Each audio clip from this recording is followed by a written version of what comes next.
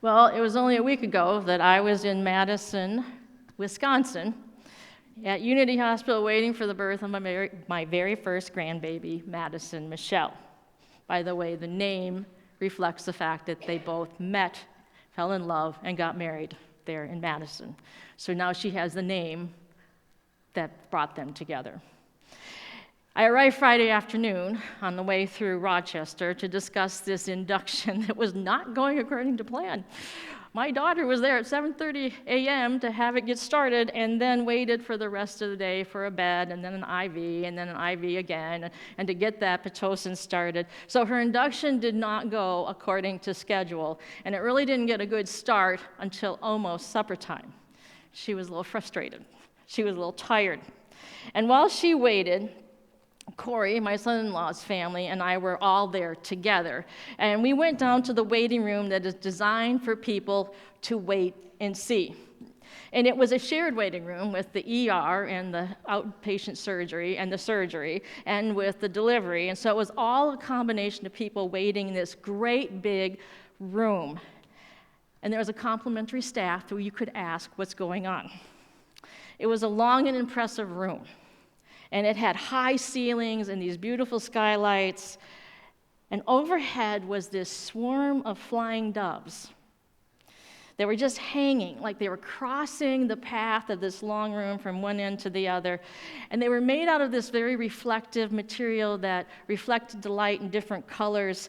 And so they kind of glimmered as they just kind of floated above us. And the color of the doves would change depending on where you sat in the room. So if you moved, one would change to a different color. And I wondered what the artist was thinking about this flock of birds that went from one end of this huge room to the other. What do you think the artist meant? Well, I wondered, was this like patients coming and going? Or was it relatives gathering to wait in this waiting room for the ones they loved, coming and going? Or was it like a circle of life, or the circle of life and of death? But somehow this display of birds felt calming. Even though the waiting room was set up for people to actually do their work in little cubicles while you waited, you could do that. You could have table conversations. It felt very sacred in there because those birds were kind of flying over the top of us. And I had to admit, I imagined what it was like to be a baby flying in for a landing. And so there was one particular bird that kept catching our attention, this one. And as long as we sat in this one spot, we could see it just like this. And I imagined our new little baby girl was en route to us among all the others that were flying in that day. And she was almost here, but not quite yet. And in the quiet, I found my eyes lifting up, looking at the sky with her in the front, praying a prayer to God to guide us that this little one would arrive safely to us. There's a book that I read some time back by Barbara Taylor Brown. And she wrote this book called Learning to Walk in the Dark, because sometimes God shows up in the night. And she describes a point in the cave, because she went on this search of darkness. So she looked for all the dark places she could possibly find herself in. So she found a cave where she could learn what it meant to be in the dark. And at a point in the cave, when you first walk in, there's this zone called the Twilight Zone. It's not the TV show. This is Twilight Zone. And it's a space in the cave that you can see both the light outside and the darkness on the inside. And as you stand in this twilight zone, it's neither totally light or totally dark. And the climate of the outside starts to mix with the cave on the inside. It forms its own little climate there.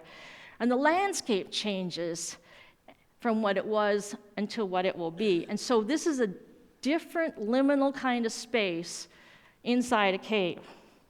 But the Twilight Zone is really a point of transition. It's a point where the cave on the inside meets the cave or the outside and holds a common space together. It's a moment where the past outside and the future wait right now with you in the present tense. And isn't that Advent? Christ is here, but not quite yet. The King has come, the king will come again. And here we are in the twilight of that cave. And we hear a voice crying out in the wilderness to prepare, but prepare how and for what? The waiting room of wait and see is this twilight space. It's exactly that, a place between places. So it was the birthing room upstairs, a place between places. You go there to give birth, and then you leave. You don't stay there. And so is the room in surgery. You go for surgery to have something fixed, but you don't stay there. These are places that are moments of transition. So twilight is a point of transition where the past and the future wait in the same space as the present. I'm guessing that you have found yourself in a twilight space at some point. I know I've walked there with you. And you wonder how you got to this moment, or maybe you're glad you're here at this moment as we're waiting for the delivery. And you should know by then how you got to that moment. But how did we get to all these moments where we're sitting in this transition of now and not yet? And we wonder, where is God in the twilight? Where is God between waiting and knowing? And where is God when God sounds silent? And only you can hear is maybe a faint voice, but you don't know what direction it's leading you to. And that was the point of Advent. It was the point of what the Old Testament folks were waiting for the Messiah to come, waiting and preparing for something they did not know, waiting and preparing for someone they did not know who it was. And how did they prepare and wait for the king to come? But at times, though, in that waiting, that twilight, they felt that God was silent. Where was God in their waiting? Barbara Brown Taylor said this about this waiting, this twilight, and she did it in a reference to the moon. The moon. If Christians look to creation for wisdom about the spiritual life, which we often do, seeing resurrection in springtime, divine promise in a rainbow, or the flight of a spirit and a dove overhead, why don't we look to the moon for wisdom about our relationship to God? Because sometimes the light is coming, and sometimes it's going, and sometimes the moon is full, and sometimes it is nowhere to be found. There's nothing capricious about this variety, since it happens in regular basis. Is it dark out tonight? Fear not, it will not be dark forever. Is it bright out tonight? Enjoy it. It will not be bright forever. When I think about the scriptures and how many times God appears in the darkness, and how many times Jesus went out to pray at night, he was underneath that same moon that you and I are under. And if Jesus felt compelled to pray in the dark under a moonlit sky, there must be something friendly about this zone of twilight, of darkness, as a place where God shows up when we're in that wait and see. So now when I look up the moon at night, I know that Jesus did too. We are looking at the same moon. So recently, I've been spending time in lots of waiting rooms, not just waiting for a little baby to be born, in the season of wait and see. On my way to begin my sabbatical a few weeks ago, I had it all planned out. And I mentioned to some of you that it was insightful, but not in any way that I had planned. And right before I left for my leave, I decided to do check the boxes, get the dentist, go to the doctor, get your eye exam, all of those things. And I went to my provider to just check out one little thing on my way to my adventures beyond. And I have been in multiple waiting rooms ever since. I found myself in this entrance to this cave of twilight, of what was and what will be. Well, my path ultimately led to the Mayo Clinic in Rochester. And this waiting room is quite impressive space. And although the waiting room is even more grand than what we waited in Madison, and much more softer than a cave, is very much a twilight zone waiting there. It holds space for people who have come from the past and they're waiting for a future, and they're waiting in this present moment of what will be. So I was waiting there. I was waiting on the right side. I could see all this wall of windows with the sun shining through, and birds could fly past. And on my left was a doorway to a maze of hallways and rooms. It was the cave of the unknown. And surrounding me were all the people who looked just like me, waiting in the twilight. And this is what I do know that I learned in that space of twilight. That after talking with the doctors and doing multiple tests, I have an extremely rare and benign tumor lying flat against my right chest wall. It's not cancer. It's called desmoid-like fibromatosis. Don't ask me to spell that. And it grows in soft tissue like chest muscles. And while it's not breast cancer, it's not cancer of any kind. It just sits there and grows and might even stop, but we don't know. It's not life-ending, but it's life-changing, at least for the moment. And while it's a little sore, it's not an immediate threat to vital organs yet. And since it is so incredibly rare, there's very little research and very little treatments. There's no actually one-size-fits-all treatment plan. There's no standard to follow. But I'm at Mayo, and I'm privy to the best physicians that Mayo Rochester has to offer, because who doesn't want to see a rare tumor? It's a learning curve for doctors there, too. 2 weeks ago, they prepared me for a radical surgery to remove the tumor and everything else above it. But it would grow back, and quite possibly with more vengeance, like an angry bear that is abruptly woken in the cave. Don't poke the bear, which is their traditional approach.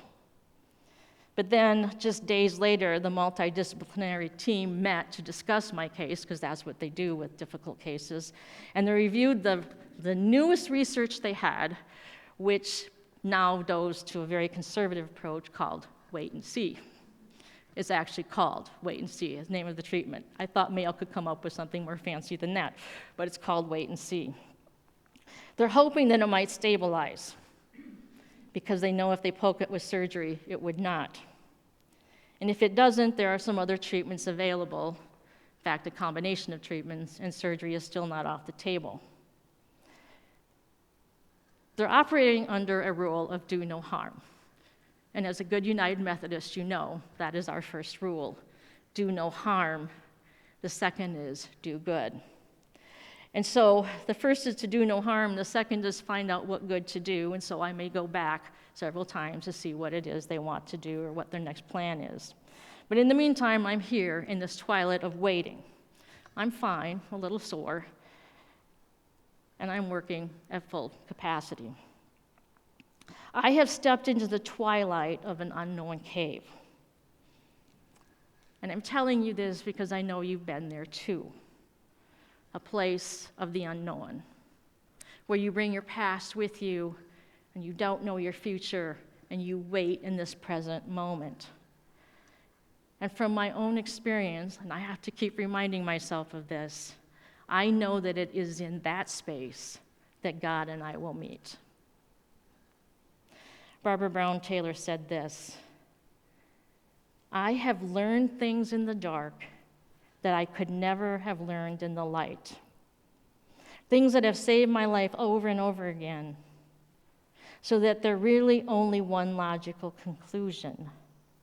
I need darkness as much as I need light.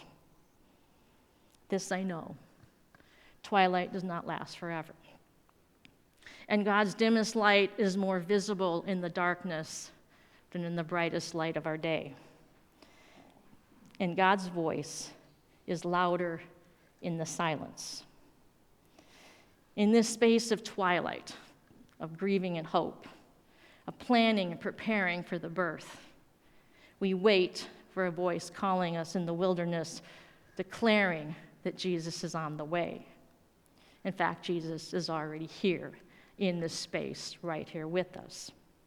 But in the meantime, we wait and see.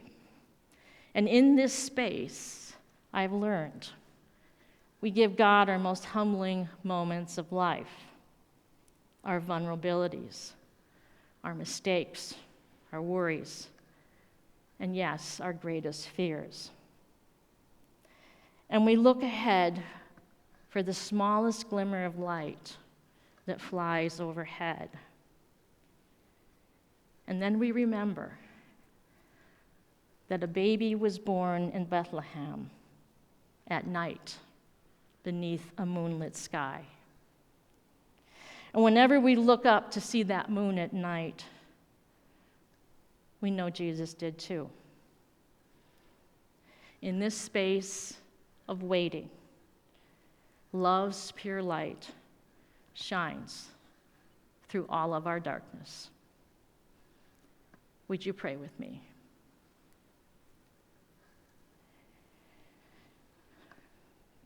God of light, you meet us in our twilight. When we call out for you and we are lost and uncertain, we can't go back, but we can't go forward. We are waiting.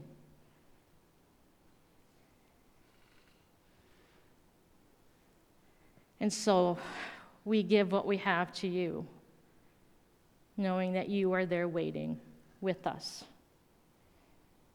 waiting for the good news to come, waiting for Christ to fill us, waiting for the light to show us the way. Lord, in our darkness, be our light through Jesus Christ, the light of the world. Amen.